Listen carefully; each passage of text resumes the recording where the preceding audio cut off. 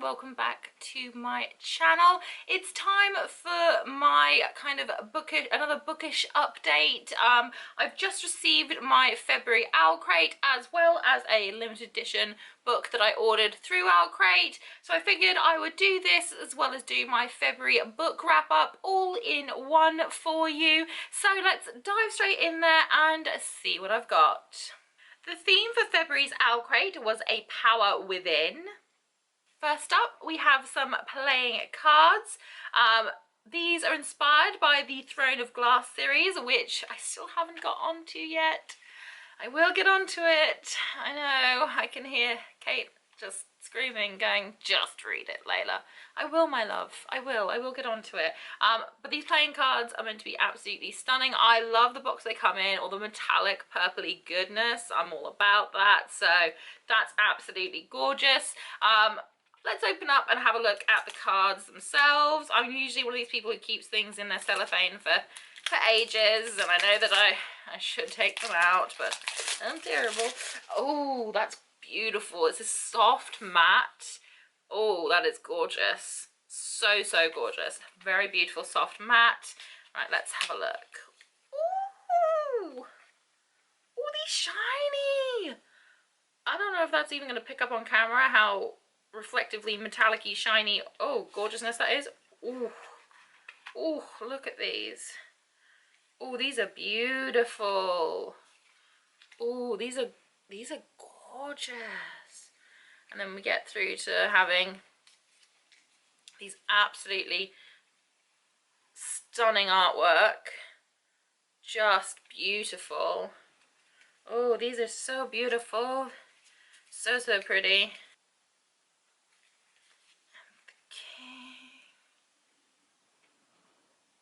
Absolutely just gorgeous. Is it like that for, ooh, look, we've got different ones. Oh, the artwork on this is just truly gorgeous. So stunning. Absolutely, ooh, absolutely beautiful. I'm here for this gorgeous artwork. These are definitely one of a kind. I don't really play card games that often, and these are just like too nice to sort of, if that's gonna focus, it's too nice to really play with because they're gorgeous. Like, they're so beautiful. I don't think I've seen a set of playing cards this beautiful before in my life. They're just absolutely stunning, and I don't really play with cards that often, and like when you put them together, the fact that it's just, ooh, so beautiful. I don't know, it might just be catching the sheen on that. It's just, oh, absolutely stunning. The Owl Crate pin for this month. The beautiful keychain for this month. It appears to be a little cloth with somebody's face on. Is it somebody's face inside a bag? Ooh, Owl Crate, you're getting dark. Ooh, it's so soft though. Ooh, oh, okay, well this is beautiful. Absolutely stunning. I hope this is doing it justice. A witch is just a girl who has realised her power is her own. This is just stunning. So gorgeous, so soft. This would be great for cleaning like the screen on your phone, or for cleaning if you wear glasses or sunglasses. Great for cleaning things like that. Oh, it's just such a beautiful soft cloth. That is gorgeous. And it's inspired by Wicked Saints, which I adored. So, this is, oh, it's so beautiful. Sorry, just can't get over it. It's just, oh, so stunning. So, oh, and I can't wait for Ruther's Gods to come out. Yes. We've got an Owl Crate first in the box. Something we've never received before. It's a little bento box. I'm not 100% sure about the colour. It's not a colour I would particularly go for myself, but I think it's a really cute, adorable idea. Like, I don't think I've ever received a bento box before. So we've got chopsticks, we've got reusable chopsticks, we've got a little spoon and in the top, and then when we open it, let's have a look. Oh, less of a bento box, more of just a general food cool because I do tend to take food places with me because I work shifts and I can't leave, and my shifts are 12 hours long, so I have to bring lunch with me and things. So it's a cute little packed lunch box. It's very adorable. I think it's super duper cute. The signs on the top, I'm going to have to look at the spoiler card because I think I know them, and now I'm feeling silly because I'm like, I should know this. Let's have a look. It is Mistborn. That's it. Okay, cool. So I was like sat there and I'm like, why is this familiar? Mistborn. That makes sense now. And I was sat here, I'm like, I should know this. So yeah, it says it's a bento box. When I think bento box, I kind of think of stackable bento boxes, and because this is only one, I guess it still counts. But yeah, a little lunch pack container. Yeah, again, colour, not too 100% keen on. But this will be great for taking my lunch to and from work. Ooh, a mystery envelope. What's inside this mystery envelope? Ooh. Ooh, okay. Oh, this is gorgeous. It's got a string as well. Ooh, this is gorgeous. I'll always follow you and you'll always follow me. Thread Sisters to the End. Inspired by the Witchland series by Susan Dennard. I haven't read the Susan Dennard series yet. I have the first book in that series of hers, but I haven't read it yet. Oh, so this is really cute. So you can have matching bookmarks with a buddy. Oh, that's so cute. Ooh, we've got an Owlcrate exclusive of The Chain of Gold by Cassandra Clare. This is her new series, again, still set in the kind of shadow hunter world.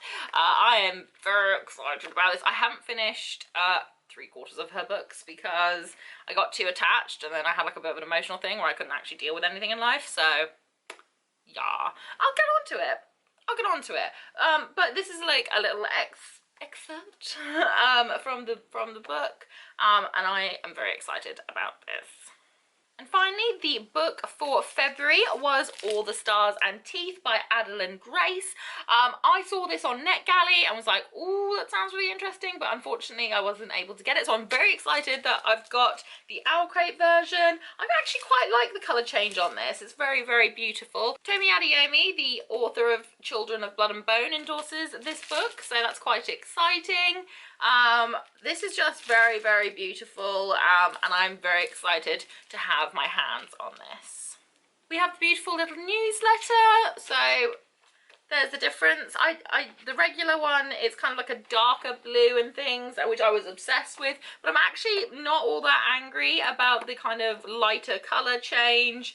I think that's really, really pretty regardless. I quite like the fact that there's more colour choices in the Owlcrate one opposed to the original. It was all kind of one tone, so I really do like that.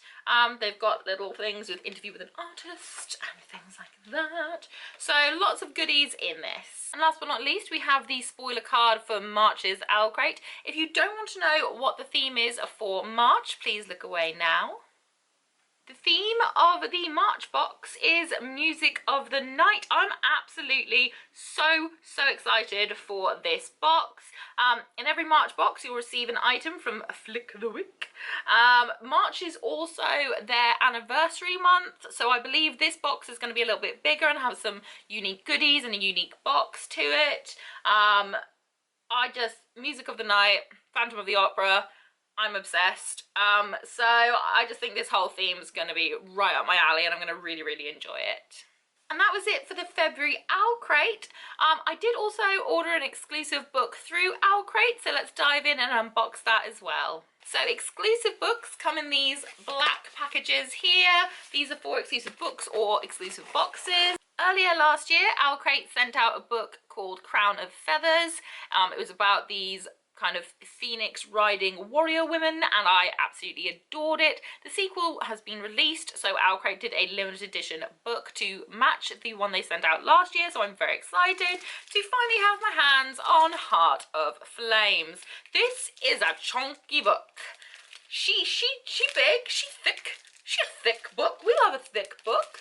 And look at those beautiful sprayed edges. I mean, the cellophane's pretty much ripped off this now itself, so I'll just take it off so we can appreciate the glory that is this chunky book.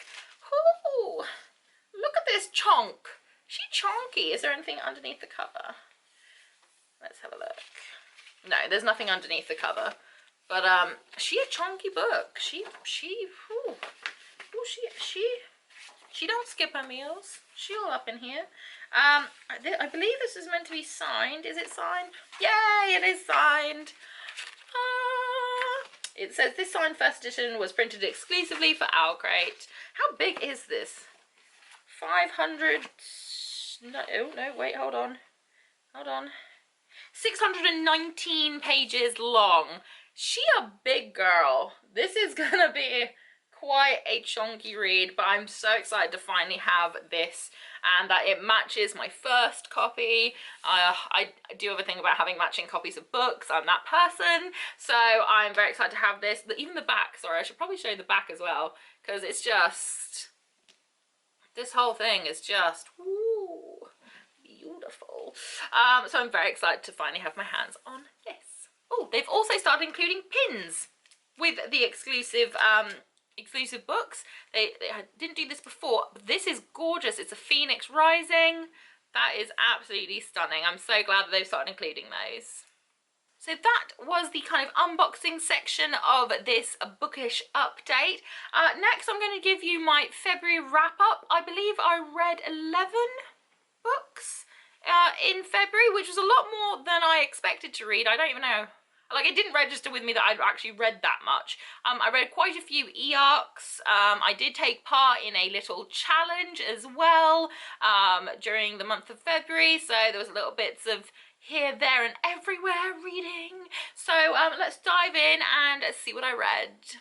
I will occasionally be looking down, but that's because I have my handy dandy reading planner from Owlcrate, which I like to use, and it's very handy to kind of keep track of what I've read and my thoughts and things, etc.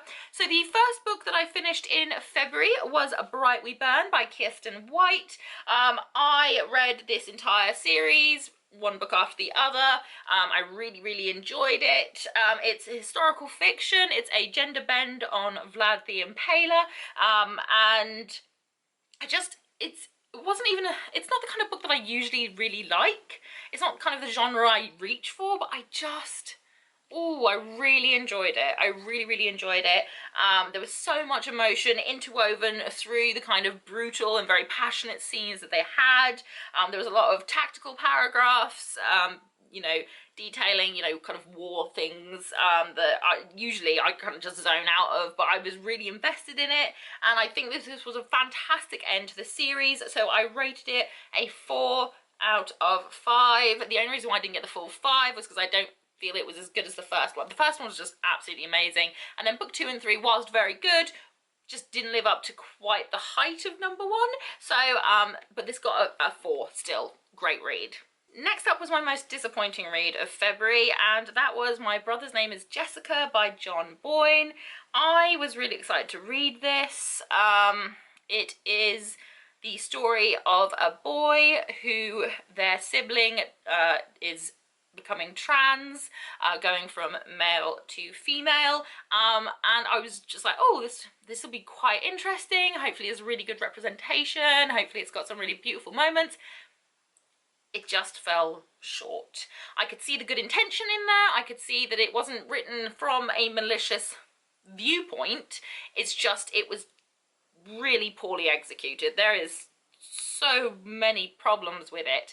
Like there's just, I couldn't even like any of the characters, and it it doesn't even focus on the character of Jessica at all.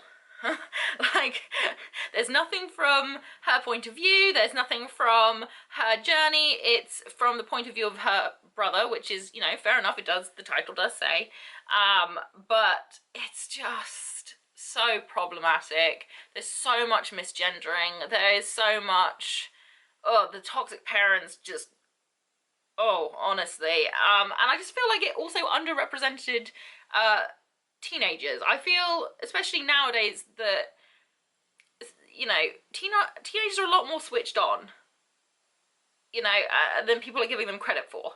I mean, they're literally going out and kind of changing the world, people. They are. So it just kind of made the brother out to be very ignorant, very kind of stupid and unaware, and I just thought that was, you know, it just didn't give young people enough credit for being able to go, oh, okay, you feel like you're trapped in the wrong body? That's fine, you're now my sister. Done. Like, I appreciate that obviously not everyone is as open and as accepting, and it is a little bit of a struggle for some people. I can appreciate that. I don't know. I just feel like this book had a really great platform to kind of be very uplifting and positive and be really good for the community, and it wasn't, and yeah, it was just disappointing for me. I gave it 2.5 stars. It was probably a lot lower than that, but I wanted to try and give it some credit because I'm sure it didn't come from a malicious like place, and apparently the author did go and speak to those in the trans community about their experiences, spoke to some of their family members and things like that, so you know, he did his research. I don't know, the execution just kind of left a bad taste in my mouth. My next read was a little e-novella called The Thief, which is by Jessica Brody and Joanne Rendell. It is a kind of filler novella in between Sky Without Stars, which I cannot rave about enough, Les Mis in Space, and their newest, the next book in the series, which is due out soon. But for some reason, Goodreads has, well, or at least on the app, Goodreads has changed the novella to Sky Without Stars, even though that's not what I read. I read The Thief novella. It was an e-novella. They put it out there. But for some reason, Goodreads on the app has changed it to Sky Without Stars.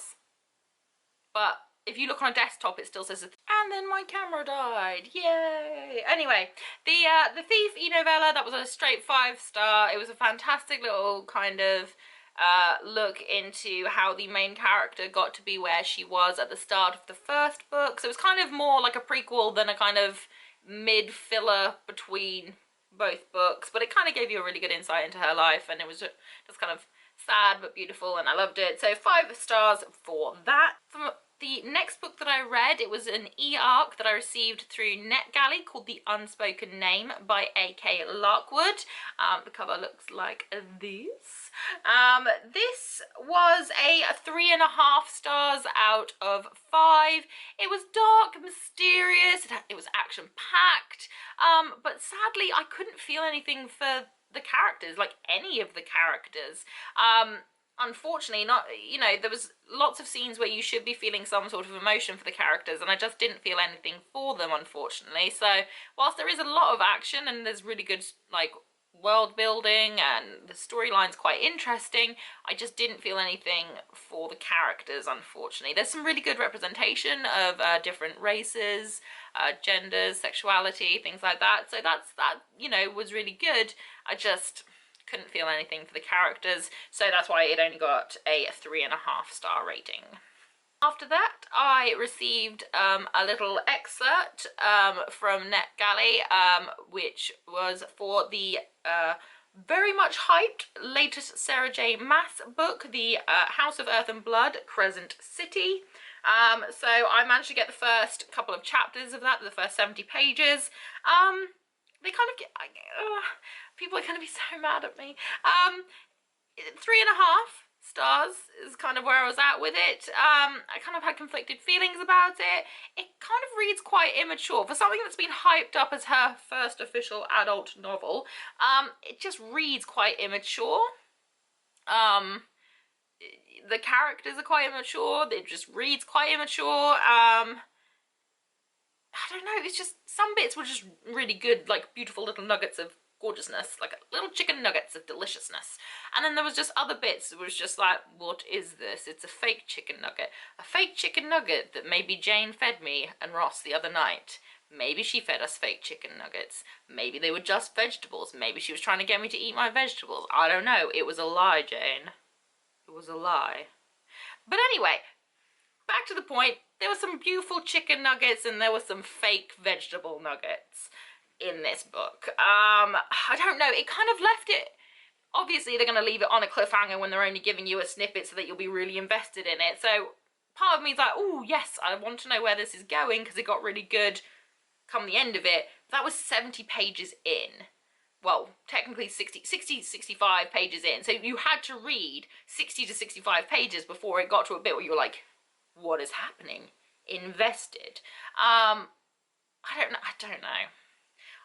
I'm just very conflicted about it. I had very high hopes because a lot of friends had said that they really enjoyed her writing. I've not really read anything by her, so I was just kind of like, okay. But people were just like, yes, this is great, you know, you're gonna love this. I don't know whether or not I'll pick up the book. I think I'll wait till friends have read it and see if maybe they can sway me. But yeah, a lot of it just read very immature for what I was expecting from an adult fiction from her. So I don't know. I don't know. Next, I read another book that I received through NetGalley, another e-arc. This was of Silver and Shadow by Jennifer Grunk. This was so good. It got 4.5 stars out of 5 for me. It was just, ooh, it's some good fantasy. There was intriguing magic, there was kind of mischievous thievery happening, there was just like a really compelling rebellion that you could get behind, and really great characters, and it was so good. It's told from multiple points of view, perspectives, but I just really enjoyed it, and I thought it was just so much fun. If I had anything negative to say about it, it is very centered on looks. Like, it is very shallow when it comes to kind of that area. It's a little bit shallow. It's very looks focused. I mean, there's lots of times there's something like really great happening, and then I don't know, the kind of like an unnecessary line drop about the main character's looks and things, and I'm like, was it necessary? I don't know if that needed to be added in there. Like, it didn't really add anything to the scene. I don't think we need to keep repeating how attractive these people are. Yes, they're attractive. We've got that. Up next, I read Goth Girl and the Sinister Symphony. This was gifted to me by the wonderful Jane. Lots of shout outs to you today. And look at this gorgeousness. Look at this gorgeousness. It should just get points alone for that. But it was a 5-star read for me. This is actually, I think, the 4th book in a series, so I really do need to get the other books. But you don't need to have read the other books for it to make sense. It's just so beautiful and so quirky, and it's just... it's got lots of really quite amusing kind of pop culture references in there, which always made me smile. Also, the illustrations are absolutely stunning. It was a beautiful, quick read that just made me smile the whole way through. I just adored it. 5 out of 5, loved it. After that, it was another e-arc from NetGalley. This was the Hadley Academy by Connor Greenan. This got a 3.5 stars from me. It's a middle grade YA fantasy.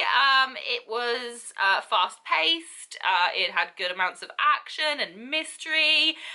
There was this prophecy that had to be kind of fulfilled by this bunch of unruly little teenagers that had been thrown together, kind of forced together to kind of make this prophecy come true. If I had anything negative to say, it felt very rushed. There wasn't enough time and care taken with each individual character for you to get a real feel of who they are, to have feelings for them, because you really want to kind of cheer on these characters. You want to be able to root behind them because there's so much at stake, but unfortunately the time wasn't taken with the characters, so there are like quite a few moments where it's just like, I should be feeling more, like I should be feeling elated that they've managed to achieve this, I should be devastated that they've, you know, been, you know, kind of put down and things. I don't know, it was just a lot of emotions that I should have been feeling that I didn't feel for them, which is a real shame because, you know, I think the premise of it is great. Fans of sort of X-Men or the Hunger Games or anything kind of like that kind of genre, I think that you would enjoy this. Just be aware that kind of there's a lot of action and not a lot of kind of character building, which would make it great for a kind of a movie or a TV series, but as a book I think it just needed a little bit more work for the people. Up next, I read Criers War by Nina Varela. This was a 5-star read. It would have got 5 stars alone for this cover. Look at it, stunning. But it's a little known fact amongst, you know, my friends and things. I tend to feel more for AI characters / robots than I do for people. It says a lot about me. I know, I'm not addressing it. So this is all about a kind of one robot AI character and one human character, and it is a true hate to love kind of romance, and it's just got a lot of plot and intrigue, and there's just, oh, it's so good, and I loved it. Oh, and I felt so much for both characters. It's kind of written from both of their perspectives, and oh, it's LGBT. Yes, it's everything. I absolutely adored this book. I want a sequel. I don't know if they're gonna make a sequel. It kind of ended where it could be either way, but I want a sequel. After that was another e-arc, again through NetGalley, and that was Luke Zilla Beats the Game by Curtis Scaletta. This was a middle grade book, and I gave it a 3.5 out of 5 stars. It is a book for gamers of all ages, especially those who play in kind of online arenas. You know, you'll definitely appreciate the kind of gaming aspect of it. There is a definite emotional roller coaster kind of a thing about it. You feel a lot for Luke. Unfortunately, the other characters, not a lot was done with them. They're not particularly likable characters. There's not, I mean, you can have a villain but still like them, but there's none of that. There's no likability to any of the other characters. Even Luke as a character, I think he probably shone because the others were so poorly kind of executed. So it is a bit of an emotional roller coaster. There's a lot that happens. He does mature a lot through the course of the book, but the other characters, just hardly anything for any of them, if I'm being honest. That's why it kind of lost marks and was only a 3.5, because it just wasn't quite there with the characters. But the idea of it, and the important underlying message about online gaming and the online community in general, you know, people trolling other people, things like that. There is a very important underlying message, so I really appreciated that. Just, I think, again, a little bit more work on the characters. And last but not least, for February, I read another e-arc that I got through NetGalley. This was a little comic inspired by Beauty and the Beast. This is by Jessica Gunderson. This is a middle grade retelling comic. Unfortunately, this only got a 3 out of 5 stars for me. It was very small, very short. I appreciated the concept, but it could have been longer. There could have been more dialogue. You feel absolutely nothing for any of the characters. You don't even get a real kind of feel for the story. At the end of the comic, there are questions and things for readers to go through. I appreciate that it's probably to help young people or young aspiring writers, you know, kind of middle grade age, to really think about the characters, what they wanted. But when I was reading through the questions, I'm not sure how these poor children are supposed to answer these questions when so little was given in the comic. And it's not even like a true representation of Beauty and the Beast, because there's kind of a weird mashup of Cinderella aspects thrown in there. There was some stepsisters, and I was like, what is happening? I don't know. It just fell for me. It was more kind of a 2.5 than a 3. I kind of gave it a 3 because I understood and appreciated the concept of it. I just, execution. It wasn't there for me. I don't know how these poor little middle graders are supposed to actually answer these questions, because there's things like, what do you think was the motivation for the, and it would have been great had there been actually anything in there other than very bare minimal sentences. I mean, graphically beautiful, very beautiful illustrations, but it didn't give you anything. Absolutely nothing. And they skipped like huge parts of storyline, and I was like, wait, why are we here now? There has been no transition. I don't understand. So yeah, and the whole Cinderella mashup thing that was happening with it was very confusing. It wasn't a good one for me.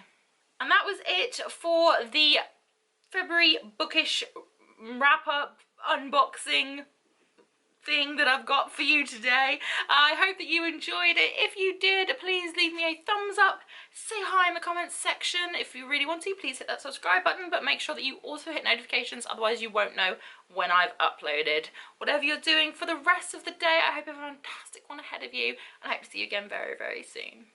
Bye!